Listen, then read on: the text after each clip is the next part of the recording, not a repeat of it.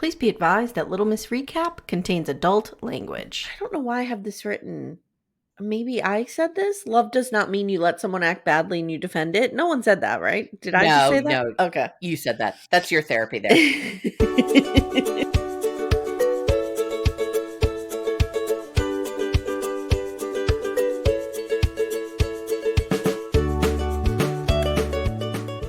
Hi, everyone. Welcome to Little Miss Recap, the podcast where, by default, we side with Liz because there's no one else. There is no one else. And we'll talk about it deep, but good God, that girl is so abused. It's bad. It's bad. It's bad. As bad as we knew it was, it is worse. It's worse.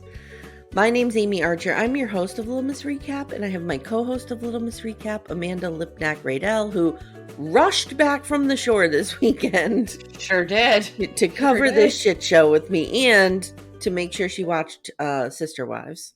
Absolutely. I'm on it for all the things. Yes, we were down the shore things. this weekend. I have an announcement. My husband took a glance at that motherfucker Cody Brown on the screen and said, he looks like the guy from Pearl Jam. And I turned to him and I said, you are Eddie Vedder talking about Eddie Vedder. And he goes, yeah, Eddie Vedder. Does anyone know a good divorce lawyer? I'm just asking for a friend.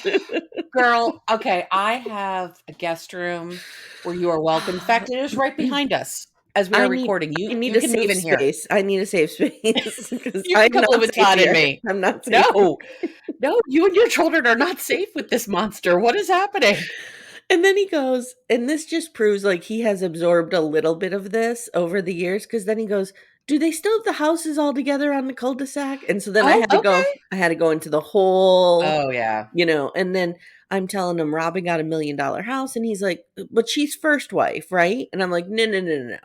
She's head wife, but she's not first wife. She is fourth wife, but she is numero uno in Cody's heart. Yep. So then I'm explaining Cody's tender heart. He's tender heart. His tender heart. He's very tender heart. So then I had to explain the whole thing, and Christine leaving, and I could see him like watching out of the corner of his eye while he's trying to pretend that he isn't. Right. His eyes are glazing over. Like, what did I walk into here? So guys, because we tend to get a little down and dirty with Sister Wives, we have moved it to Patreon. So if you want to hear the complete episode where Amanda and I jabber on for an hour and 20 minutes about Cody Brown, it is on Patreon and Supercast, and the links are in the show notes, and that will stay there behind our little safe paywall. Right, so that they don't come after us, because they're not going to pay for us. Season's over, yeah. Janelle will not let them pay for us. No, Janelle will not let it happen. No way. No, not on her watch. Did we like the message from Janelle that we got in Backdoor Friends, the cameo? That was so incredibly cute and sweet. I can't believe it would never even occurred to me to do that, and it just brought me joy. Guys, if you don't know what we're talking about, we have a Facebook group called Backdoor Friends. Yes, it's a terrible name. Yes, it refers to anal. I don't care what I'm calling my friends. Todd was like freaked out when he saw that over my shoulder. He's like, Backdoor Friends. I'm like, don't worry, honey. So I'm not good at branding things, and that's okay. It's okay. It's not my superpower.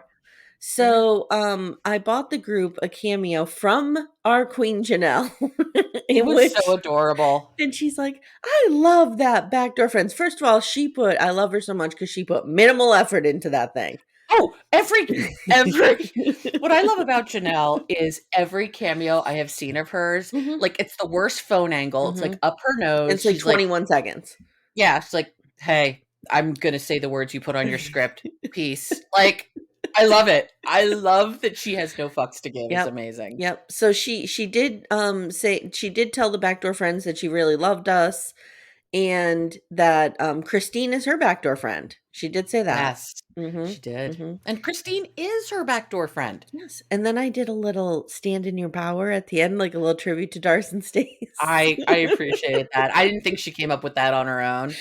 I figured. There's nothing more I love than recapping Darcy Stace on Hey Bunky with Mary Payne. It's glorious. Dude, I don't understand why Darcy Stace haven't started a line of word art. Oh, they would make millions. I hate word art, and I would freaking buy You one of know what it those. is? They're such a hot mess. They can't get their shit together to Yeah, they do a can't. business. You could get Michael Benz on it. All Blue they need Hair will is an take care of Etsy it. store. It'll take 5 Yeah, minutes, but exactly. yeah. Just use Okay. Redbubble. It's fine. I don't know what they're Yes, waiting it's for. fine. So speaking of the 90-day universe, we are here today to talk about The Last Resort, Season 1, Episode 3, One Last Time. What are your overall thoughts on this episode? I loved it. It's bonkers. It's getting more and more bonkers every week. I did not think we would get to the Jovi Yara woman in bed, which wound up being kind of a nothing burger. Yeah. The woman in the bed part was the nothing burger. Yes. The fight Yes. was legit. Yeah, the fight was legit. And like we said, as abused as we thought Liz was, it is so much worse. If we'll talk about it in detail, but well, first of all, there's no universe in which my husband would say any of those things to me. No. Ever. Ever. I don't know the right adjective I'm looking for here, but the casual nature, if you will, with with which he calls her a bitch is really alarming. It is, and how she deserved it. Mm-hmm. She deserved it. Mm-hmm. The fuck? Yeah, it's alarming when someone can just whip up bitch or the C word to call you. No. With a level of seriousness, No. it's a problem. Right. All right, so we're going to start with Liz and Ed and the fallout from the hot tub incident, which, if you recall from last episode, Ed flashed Angela. Jesus Christ. And then proceeded to get in a fight with Kelly in the hot tub. Kelly's the unsung hero of this episode. Kelly's like, I don't understand what's happening here. Like, I didn't do anything, and you are unhinged. I need to see Dr. Janie Lacey get in front of Ed and Liz. Oh, that has to happen. That has to happen at some point. All right, so the hot tub argument continues, and Ed just cannot keep his mouth shut, nor can Angela. It's like a contest of who could talk over whom. Like, it is just... And this escalates out of the hot tub and eventually devolves into Angela chasing down Liz and Ed and screaming. Now, screaming in her face. Like, real aggressive. She's inches from her face. Yeah, it was aggressive. And even awful. later, like, I thought my safety was in danger here. I thought her safety was in danger too. I was just real glad there was a film crew there, because Ed wasn't going to protect her. No, 100% her personal space was violated. Oh my God. That's an understatement. That is an understatement. Angela tells the camera, I have always stood up for the underdog, and I understand people like Ed. And Kelly was coming a little too hard for him, and Liz wasn't taking up for him, so I did. And okay, no one has to take up for anybody. No. We are not 8 on the playground. I agree. So Angela tells Ed, he was talking to you man to man. And Ed tells the camera, by the way, in the meantime, I was always bullied. I was bullied as a kid. So, like, and I don't doubt that he was. Oh, I'm sure he was. And, bullying, I don't think we understood this until, the 21st century. The toll that bullying can take on someone's psychological state. Oh, absolutely. And, he's angry, and I get that. But, dude, go to therapy. Work it out through therapy. I, too, was horrifically bullied in elementary and middle school. Like, thrown down a flight of stairs. For what? You're so cute. I was bullied for having divorced parents. I was bullied for being fat, even though I wasn't. I was bullied for being fat when I was a teenager. Yeah, even though I really wasn't. I'm thinking of you. Didn't you send us a little picture of you as a kid when you had, did you have a little wig on? I forget what the picture was. I did, and a Barry Manilow sweatshirt. I was cute as a button. You were cute as a button. I was horribly bullied. Like, I was literally thrown down a flight of stairs by a classmate. Horribly bullied. And you know what? I'm not like Big Ed. And yes. What? I want therapy. Yes. And if anything, I would say bullying has made me a kinder person. Right, because you know what it's like. I know what it's like. I would never treat someone the way I was treated. And that's all he does. I was horrifically bullied in high school, and I still talk about it in therapy. It has resonated with me all these years. But I'm out. You're right. Like, I'm out being kind to people. I'm not being a dick. I'm buying Janelle cameos Right. because I'm I trying to ran give Janelle money so she could escape. Get the from hell out of Cody. this shit show. I ran into one of my primary bullies whose name was also Amanda. Ooh. And that became a big thing. But I ran into her maybe 10-ish years ago. Mm-hmm. I had a full-on panic attack. Yeah. It was so visceral. And she said to me, she's like, "Oh my God, I thought of you recently." And I'm like, "Why are you thinking of me? What are you going to do? Are you going to come into my life? Are you going to try to ruin?" Like, it is so baked into you when someone is that horrible to you. Mm-hmm. Mm-hmm. It's awful. So I've become a better person. Ed, not so much. I do feel for him. I don't doubt that he's lying. But yeah, like, take it and do something. Make lemonade, dude. I don't know what to tell you. Okay. Yeah, get over it. So Angela tells Ed, like, Kelly was talking to you man to man, and you were calling him a bitch. And Liz climbs out of the hot tub, and Angela says, "Wow, what an ass on that girl."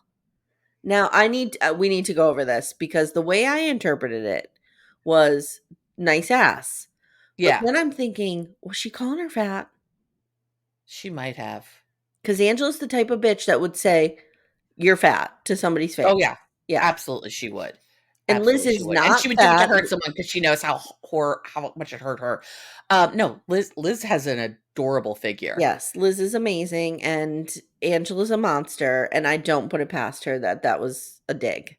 No, but she did have a nice butt in that bikini. I like that. I like that suit on her. Yeah, me too. It's a good color. That's a good color for her. Like, she's just a little bit tan. Yes. And that, like, hot pink is really pretty on her. So Angela's like, "I'm tired of being y'all's Mima." So that's like the end of, and then, okay, hold on. No, it's not the end. I don't know what I'm thinking. Liz starts to explain that Ed needs to take responsibility and she's not going to blindly defend him. And she tells the camera that Ed is wrong here. Like, he has the tendency to run his mouth and he has to learn the consequences. Yep. And this is part of the reason we're here, Liz says, is that he doesn't learn from his mistakes and he should not be defended. Liz walks away from the hot tub and says, "I love you, Angie, but you talk over everybody." And, you know, let me tell you something. For those of you who've met my husband in person, and there are a handful of you listening, you know there's no talking over that guy when he has a few drinks in him. Like, he is the loudest person in the bar. And I'm pretty loud too. So I feel like I get this. Like, there's no talking over me and Timmy when we're having a conversation. Yeah. So Liz is just like she has stuff to say, but nobody's listening. So she's just like, "I'm done. I'm done." And actually, she did the right thing. She was like, I'm going to go back to my room. Yep. Like, and if they had not gotten out of the hot tub, that would have been the end, and it would have been fine. But this triggers Angela. Oh, yes, somebody insulting her triggers her, and she hops the fuck out of that hot tub and chases her down, and she's screaming, "Do not walk away from me. I'm not Ed. I'm not Ed."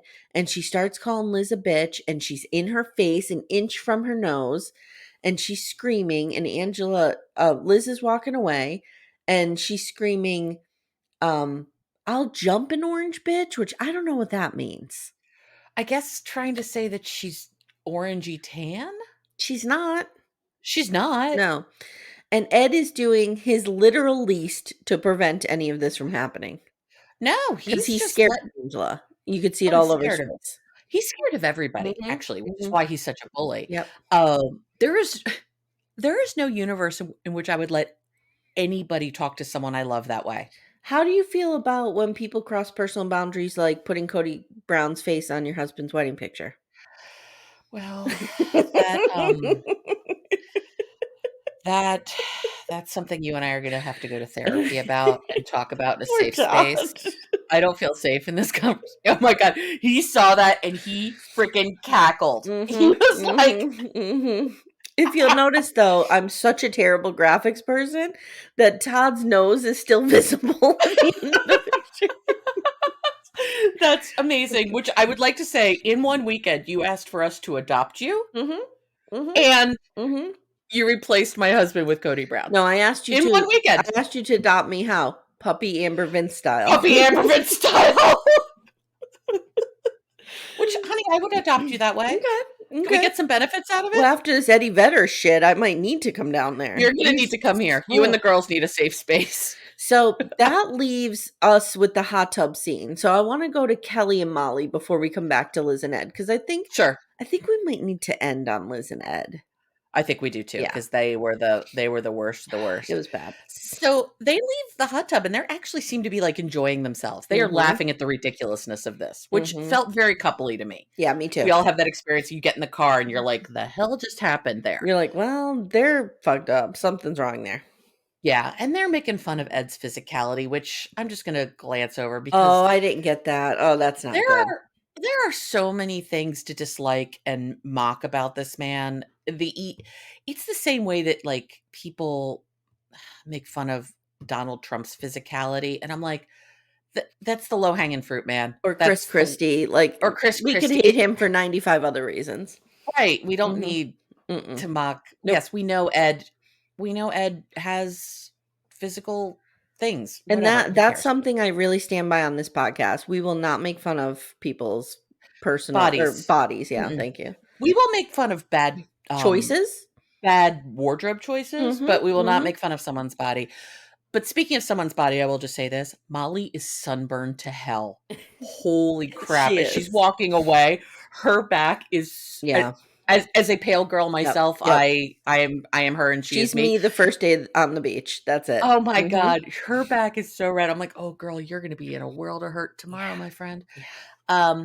And Kelly says in the voiceovers, like, he feels like this is the first time they've really connected in a long time. And they were connecting. Like, they were being a real couple. They were.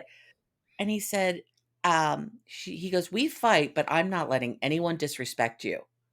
Which I think he believes to be true, and Molly does not believe to be true. Yeah, which is she's sabotaging this entire thing. She's done. She just wants out of this and, whatever. But Molly says that she doesn't know that Kelly has her back.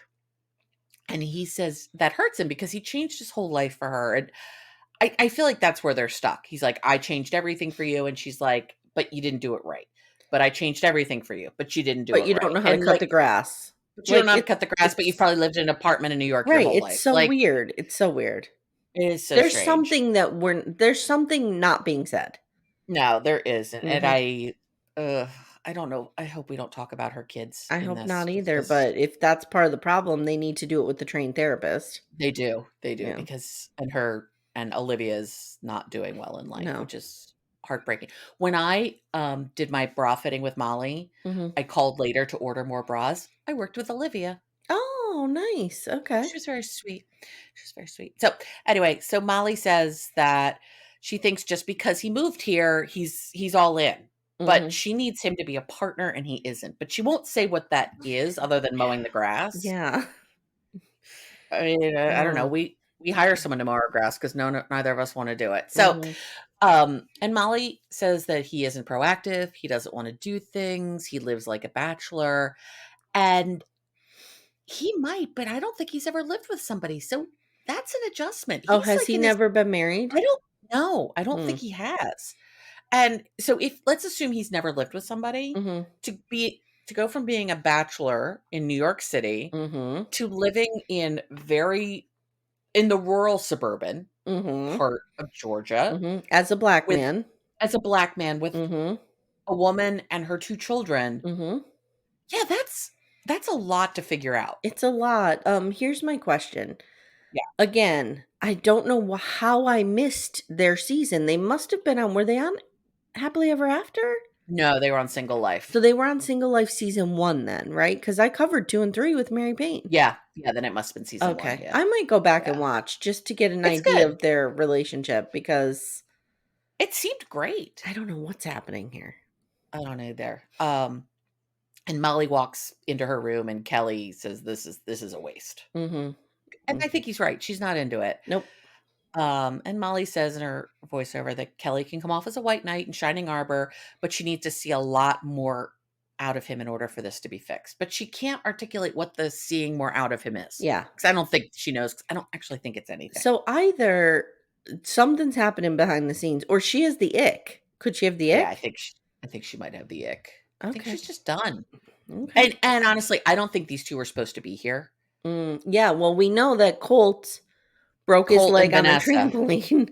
So he was not able to Yeah. be here. Okay, first of all, if you listen to me recap anything Mary Payne, you know how much I love Colt's weirdness, how weird I know. he is, how he eats miniature things while he's sitting on a weird couch. Like, I think he is a fascinating human being. I hate him, but He's so I weird. can't look away. It's like Sasquatch just walked into the living room. So him being on this show, Sasquatch. that would have been been great. delightful. I hope they it do a would have been. season 2. I do too. I would watch this. I would watch everybody do who this needs to be show. on a season 2? Andre. Yeah. Andre and Libby. Andre and Libby We and need the Colt Butthole and Larissa Brigade. back. Yeah, that'll never happen. Colt says he's never doing another 90 day. Yeah, whatever. Sure, I Jane. think, yeah. Who else could we have? Big Mike is not married or hooked up with anybody, right? I don't think so. Squim Mike. Yeah. Squim, yeah. I don't think so. But Mike and Natalie would be interesting. Guys, come Or, at us. or honestly, Natalie with anybody. She's to me like Colt is to you. I will just watch her do anything because she's so crazy. Guys, come at us with your suggestions for season 2, and we'll do everything we can to I'll put it up on my manifest board. There you go. Not that I have one, but I'll make one. I'll make one for this. Okay, let's continue. No, that's where we end with Molly and Kelly. How about Yara and Jovi? We can do Yara and Jovi. Yes. We sure can. So we find them trying to have this romantic dinner, which looked lovely. Yes. Except it was real icy. Yes. Real cold. Real cold. And he says the dinner's romantic, but she's put him in a bad position. And he really hates that she did this in a group setting. I mean, you can tell Jovi has such discomfort with therapy. Yes. And such discomfort with people seeing him in a vulnerable position. Yes. That I think he could probably be vulnerable with her. I don't think he can be vulnerable in front of other people. And the fact that it's on television is all the worse. I have to say something, and maybe I said it last week, and maybe I'll say it every week. I like Jovi. I just do. I don't hate him. I feel like he genuinely loves her. I feel like his drinking is a little out of control, but I feel like he loves her. I feel that way. So too. Mm-hmm. I think so too. And he's really hurt, and I get why that she thinks he'd knock her up without her consent. Yeah, I guess. That's a harsh accusation though, man. Oof. It is. Also, I could listen to Yara say "the therapy" all day long. Oh my god, you just nailed it. The therapy? You nailed it. Jovi, we're here for the therapy. Jovi, the therapy. We're here for the therapy. Mm-hmm. I love it. I love it so much. The therapy. We love her. I'm gonna call therapy for all of her. I love her. I love her too. Mm-hmm. The therapy. But she says she was scared to bring it up to him one-on-one, which is why she used a group setting. And I wonder why she was scared. I don't think she's physically scared. I think she was just emotionally scared. Yeah. And Jovi is clearly just not comfortable with therapy. So these two definitely have a trust issue. She thinks he drinks too much. She thinks he drinks too much. She's not wrong. No, she's not wrong. And Jovi feels questionable about the relationship. First, she wanted an apartment in Europe and didn't tell him. Then she wanted to stay in Prague longer with her mother and didn't tell him. And now the birth control thing. And he's just really tender. Like he's feeling. Oh, does he have tender hearts and tender emotions? He has a tender heart. He does. Tender heart. Does not. Well, he literally does have a tender age child, as opposed to a rah-rah. Wasn't Tenderheart one of the Care Bears? The lion? Wasn't he the lion? Remember the Care Bears branched off and they had animals? Yes. Or as my kids would say, aminals. They had Tenderheart the lion, right? Guys, come at me. I don't remember. I don't know if I remember this. Please. We have the whole internet right here. Tenderheart lion. Well, I type in Tenderheart lion and it goes right to Lionel Richie. You are correct. Yes. Tenderheart. Yes. Okay. All right. I remember my fucking Care Bears, man. Yeah, you do, girl. Mm-hmm. So, the dinner devolves and they're done. Jovi grabs the champagne bottle and takes it with him and says he's going to go on a walk versus going to bed. And Yara's hurt that he thinks she's a liar. She doesn't want to be that person and doesn't want to not know where he is. Mm-hmm. And she thinks they're there for a good reason. She thinks they need some help and support for the therapy. They need time in the therapy. I feel like Yara would not have done so picture this. They get because I don't know if they were initially scheduled. I don't think I don't I know. don't I don't know know who who initially yeah, I was. don't know Who who was the trade-in. the trade-in. It was either Molly and Kelly or Jovi and Yara But were the trade-in. I don't think Yara would have done this unless she thought they needed it a little bit. Yeah, I Mhm. agree. She's not going to air their dirty Like I always laundry without a say, reason. you don't have to have a problem to go to couples therapy. Nope. No, Nope. you do not. So next morning, we just jump to the morning, and Jovi is sitting on the corner of that bed like a little kid who is in so much trouble. He has the regret, the drunk Yeah, regrets. he knows he fucked up. Regrets. And he is the words. He knows he fucked up, and I don't think he remembers exactly how he fucked up. Nope. He just knows something bad went But down. Yara was sober and she remembers all of it. Can you tell I've been She in this sure does. position? Yes, she sure does. So Yara asks super hungover Jovi. We now know what his hangover face looks like. How he feels, and he's like, not great, which is, what we all say after a night of tying one on. And she closes the door to the patio, and he's like, what are you doing? She's like, we need to talk. There's going to be some yelling. There's going to be some yelling, so we're closing the door. So it turns out Jovi and Angela went out to tie one on at 2 a.m. Angela and Jovi show up trying to get Yara up to party. I have to tell you, I don't think Yara is someone you want to wake up in the middle of the night. I have to tell you, I don't know. Just like the screaming, Jersey Devil come like. I don't know if there is a level of describable rage that would capture what I would feel like. Because anyone who knows me will tell you, I take my sleep very seriously.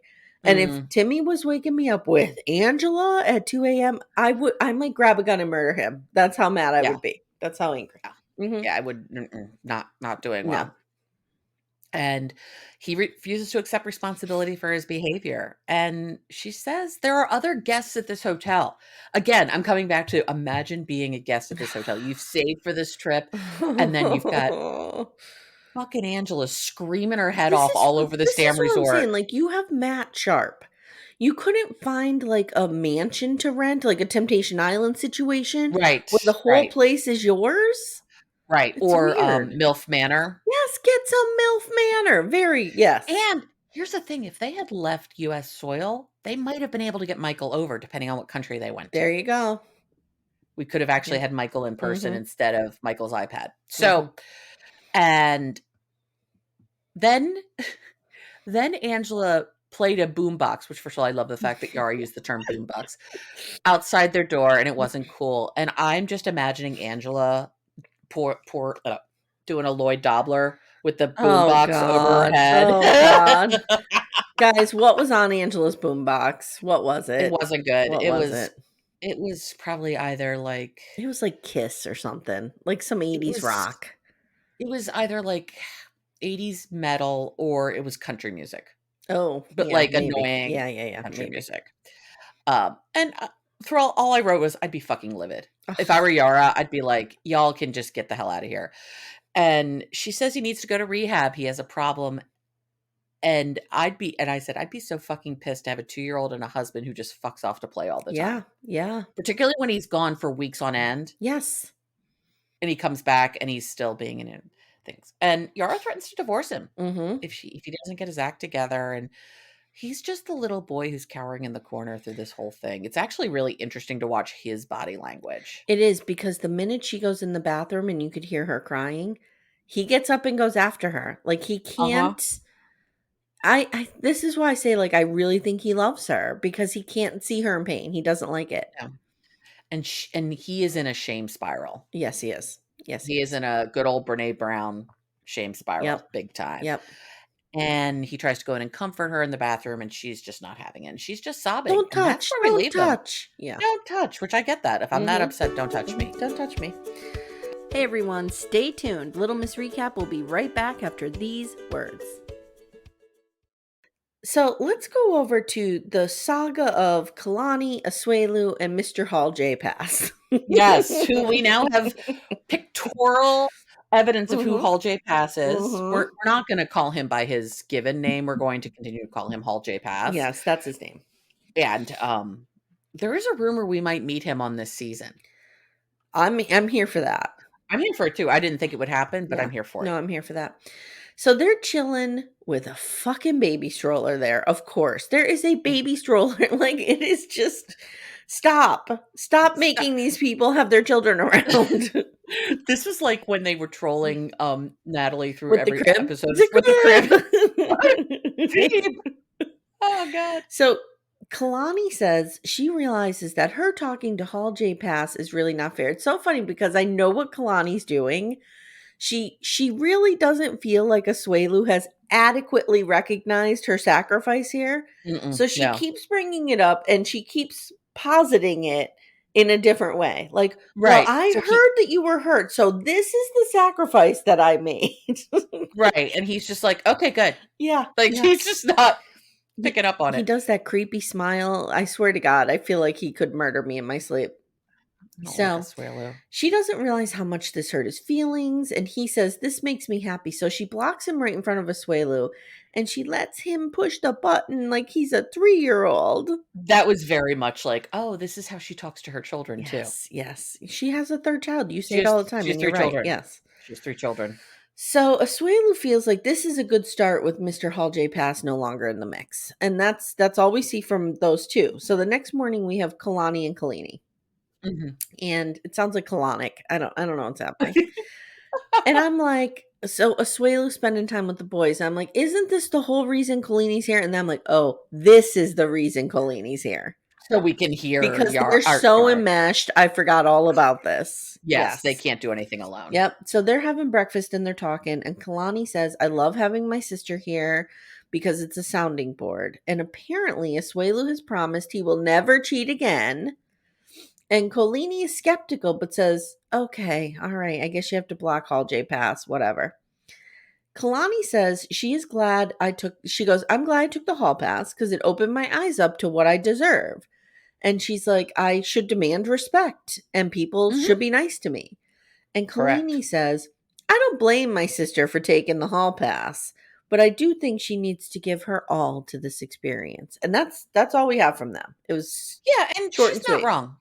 She's not wrong. And like I said, she did need to block Hall J Pass because if she's truly trying to fix her marriage, she can't be chatting with the guy she also has feelings for. I think their marriage is done. Time. Oh, I think their marriage is well, I think we know that for sure, but yeah. But like at this point, I think it's done. Yeah, I think this may have been her Hail Mary. Mm-hmm. But guys, sorry, my allergies are devolving as we're going on. I don't know what's happening. Yeah, your face is getting more and more like God. Your eyes are getting more watery as we talk. Anyway, so let's move on to Angela. Fucking A, man.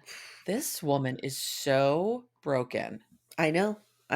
So my first note, and we talked about it a little bit, and we'll talk more about Ed and Liz at the end, but my first note literally is Angela and Ed are fucking monsters to Liz. They're monsters to Liz. They are but here's the thing, though, and I struggle with Angela because I just grew up with so many people like her.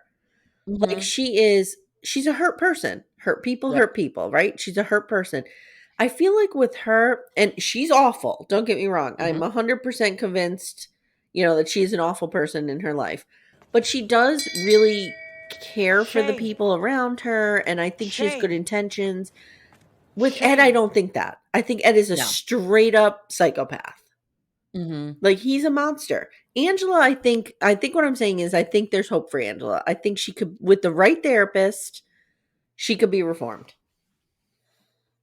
She would have to work so hard to be reformed. She has and I don't think she has that interest. I would love to get a look at her family of origin because she has to get over that initial hurt. Whatever that initial hurt was in her childhood. Yeah. It's deep. That's made her so deep. And she can't get out of her own way.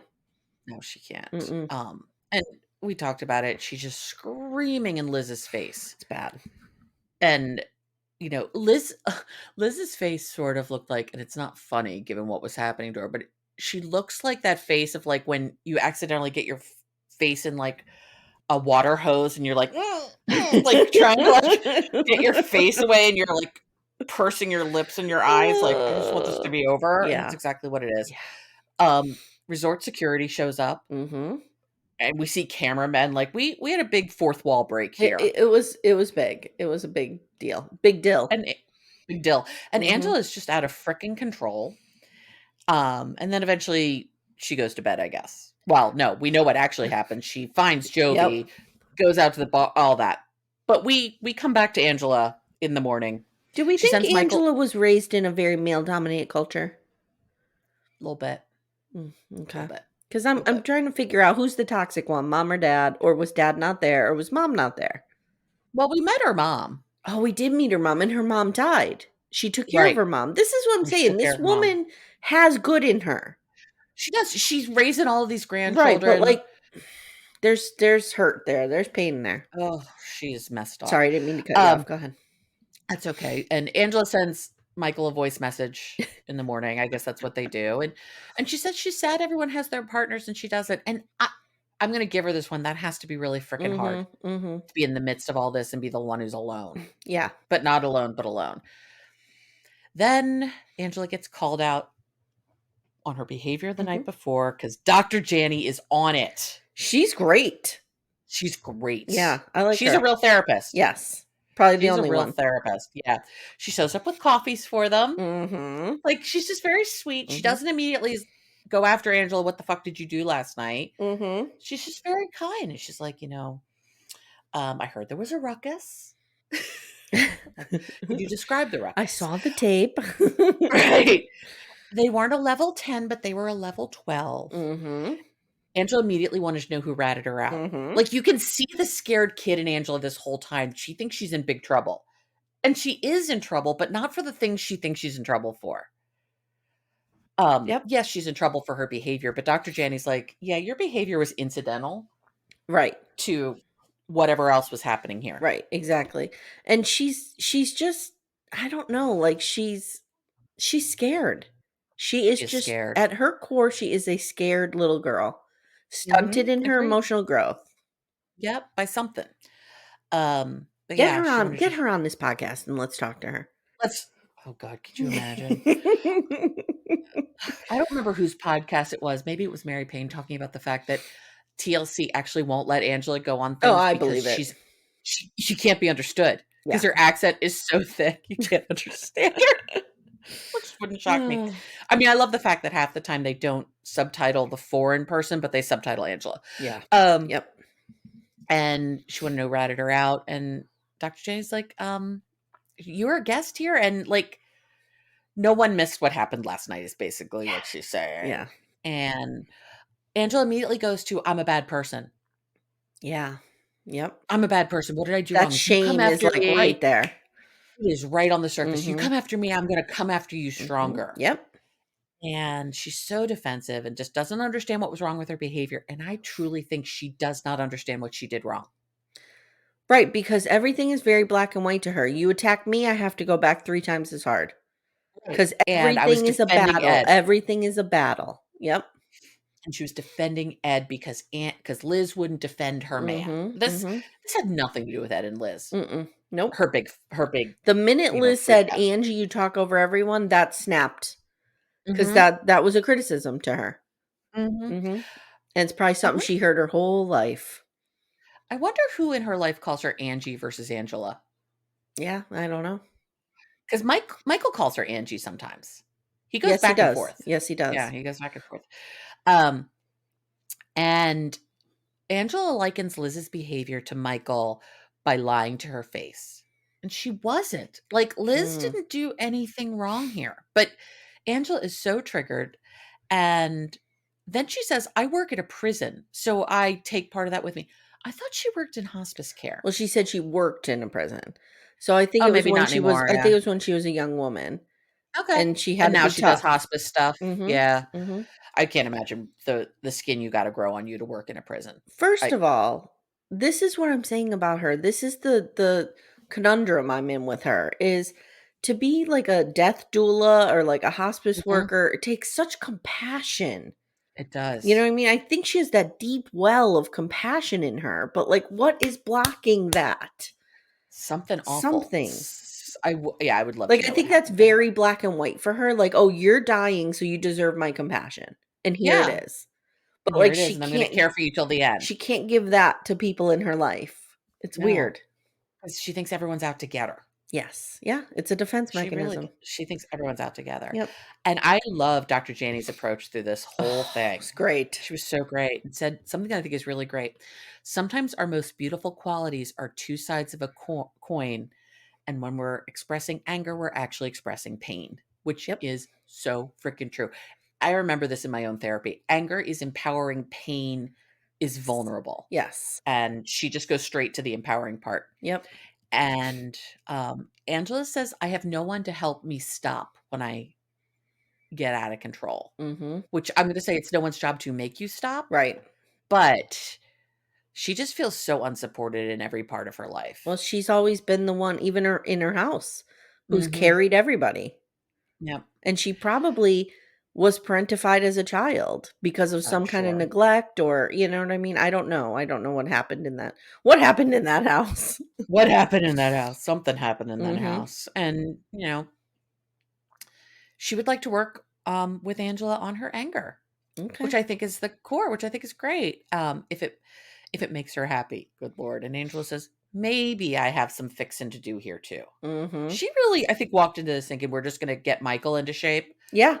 Yep. And then be good. And she's like, oh, maybe I've got something too. I mean, you've got a barrel full of something, but the fact that she thinks she has something is remarkable. Yeah. And she says she does want to learn a new way to communicate if they're going to fix this.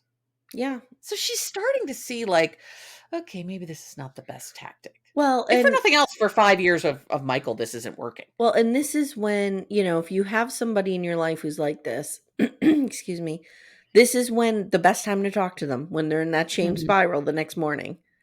Yeah. And that's why Yara wants to talk to Jovi in that state. And that's why Dr. Janie was talking to Angela in this state, because she's feeling real shitty about her behavior the night before.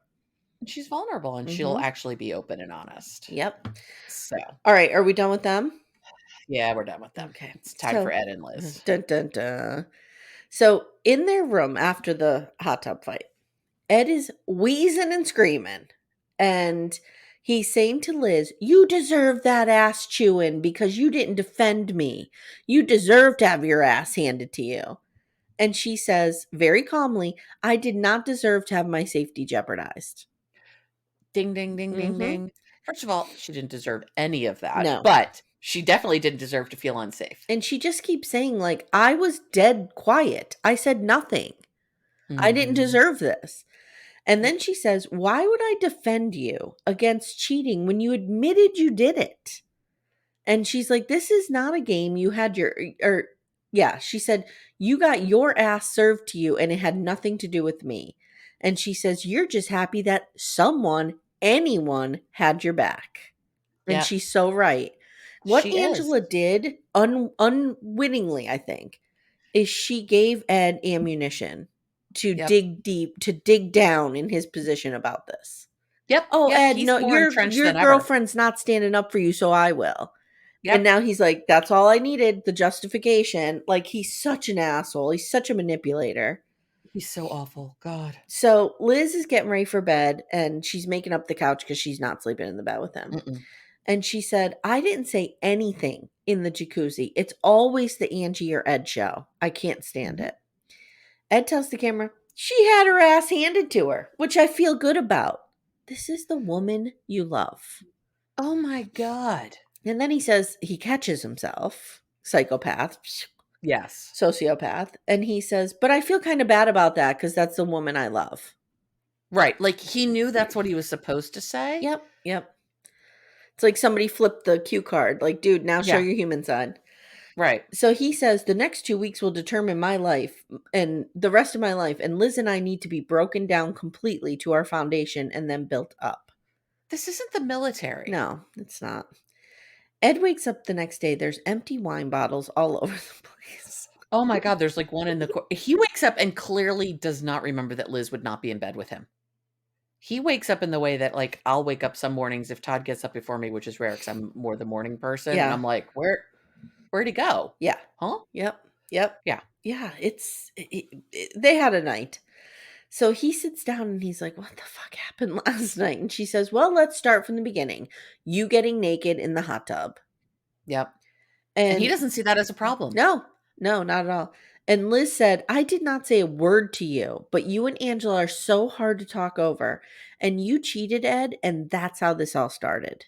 Yep. Yep. This started with him and his poor behavior. Yep. Ed keeps talking over her like she's just trying to say, this is how I feel and this is what I'm hurt about. He keeps talking over her. She's like, I'm done. She gets up and she starts to leave. And he's going, run, go ahead, run. That's what you always do. Run. Ugh. Oh, God, it was chilling. Like, it was chilling. Like, there was ice in my veins as he was doing this. I was like, we are watching true abusive relationship happening right here in front of our eyes. And I hope to God the therapists get all the footage of all this. all the footage. Because this is fucked up. Mm-hmm. So Liz goes out and she calls Patty, her mom, who I have never laid eyes on Patty. Have we as viewers? No, I don't think so, right? No, I don't think we have. We've met Liz's grandparents. And I think if memory serves, she was more raised by her grandparents than by her mother. Oh, ding, ding, ding. There we go. Ding, ding. Mm-hmm. But as I said to you last night, I think we know everything we need to know about Liz as a 30-year-old woman, and her mother is in her phone as mommy. Yeah. She calls her and she does the mommy. And I can't tell you what it's like to get those calls. All my kids have to say to me is, Mommy, can you come here a minute? I have to talk to you. And I'm like, oh my God. Oh God, what is happening? You just want to jump out a window. And meanwhile, they're like, Mom, I need a new pair of jeans. I need to talk to you about it. They're like. So I'm thinking Patty gets these sobbing calls on the daily, on the reg. I think so too. Mom tries to calm her down and says, give him the cold shoulder. That will teach him a lesson. Whatever. And Ed tells the camera, most of the time we're happy, but she never stands behind me or up for me for whatever reason. And I don't know why I have this written. Maybe I said this. Love does not mean you let someone act badly and you defend it. No one said that, right? Did I just say that? No. Okay. You said that. That's your therapy there. So Patty, back on the phone outside, Patty says, Ed thinks he is gifts God to the world and he is not. You need to walk away. He's gifts God to the world. Am I having like a stroke in real time? Patty says, Ed thinks he is God's gift to the world and he is not. You need to walk away. Correct. He needs to be a man instead of a douche. And when she says douche, Liz chuckles a little bit, and this kind of brings her back to. And then Patty says, I wish I was there so I could put my arms around you. I love you. I wished I was there too. I wanted to give Liz a hug. We need to talk about this, Mom. What is happening here? Like, she said all the right things. Mom gave the support that I would give my daughter. Like, that was good support, but I don't know what's going on there. I mean, the good news is that she didn't go immediately into the, why are you still with him? Blah, blah, blah, blah, blah. Because that would be the easy response to somebody who's in an abuse cycle of like, why don't you just freaking leave? You know this is terrible. Yeah. She doesn't do that with her, which is good. No. But at the same time, she's not empowering her to leave. Yes. So she's not saying this is unacceptable behavior. Here's the thing. My therapist gave me some really good advice because, full disclosure, like, I'm going through something like this with one of my kids, right? Like, it's not an abuse situation, but this boy is not treating her well. Right. And my therapist said, when you're talking to her, you need to make it about the relationship and not about him. Yep. So I'm always saying to her, like, is this the right relationship for you? Like, you know, a good relationship looks like XYZ and your relationship looks like ABC, whatever. I'm never like, he's the bad guy. However, I feel like once it's gone to this level of abuse, all fucking rules are off the table. I am getting my kid out of that. No matter what I have to do. No matter what I have to do. Getting her out. Absolutely. Like, this mom was way too nonchalant about this monster. She was. And I wonder if when she goes back and sees the footage of this, if she'll be like, oh God, this was so much worse than I realized. Well, I mean, she had to have been aware of the leaked messages and stuff. I would think so. And if folks aren't familiar, a couple of years ago. I mean, because these two have been at this forever. Yeah. A voicemail was leaked that Ed left for Liz about how she couldn't get a ride home with one of her coworkers, and he was calling her a whore and like horrible things. It was horrible, guys. I'll try to find it. Yeah, And then it's maybe so we can link bad. to it It's with on the enough Reddits. trigger warnings that, Yeah, but it is. maybe we can at least point you guys there so you can get an idea of what a fucking monster this guy is. Yeah, I mean, as bad as this was that we just saw, this recording was worse. Yeah. If one can imagine, because this was enough for everyone to take their toys and go home. Yeah. Yeah. Period. No one would ever, I would never let anybody talk to me that way. No. So that's what I'm saying. Like, where was mom then? Right. Like, I don't know. Having that context and then having this conversation, my reaction would be very different. All I'm going to say. Yeah. All right. So bad. Liz goes in, they sit down, and she starts to tell him very calmly that he hurt her feelings when he cheated. And he says, it was just a game. And she said, it's not just a game.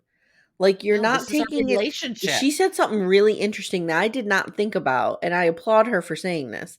She said, you're not taking it seriously. And by doing that, you cheated me out of the experience of that game. Like, whatever lesson was to come from it, I didn't get. Yeah. She's right. She's absolutely right. Yep. And she says, you drown me out emotionally. And I never get the words out.